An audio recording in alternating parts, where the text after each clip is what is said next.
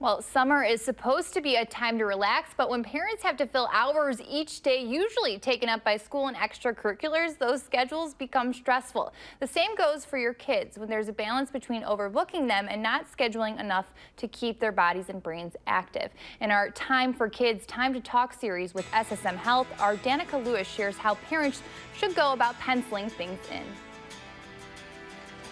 3, 2, chicken wing, 1.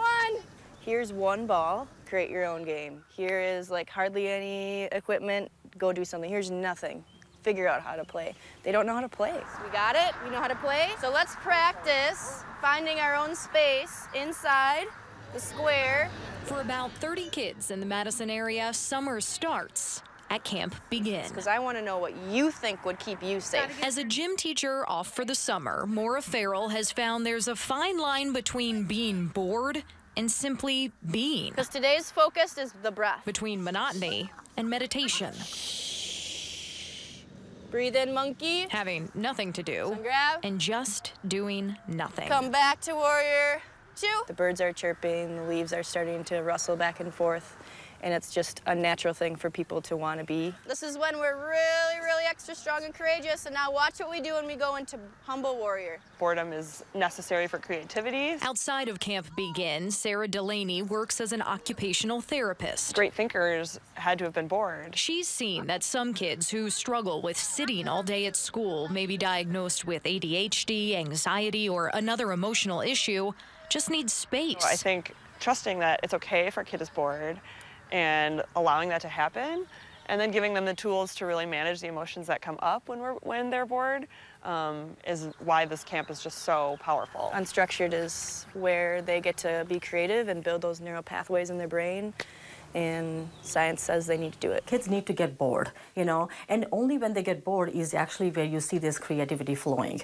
You see that their executive function is actually better. SSM Health child psychiatrist Dr. Bhawani Balamudi knows setting a pace can be difficult for families. Scheduling in too much without free time can lead to long-term problems. They develop more anxiety and depression because they're constantly feeling like they can't keep up, they can't keep pace, and they are not able to do any of the activities that they're in to the fullest of their I think, potential in general. So that leads to kind of low self-esteem and kind of low self-confidence.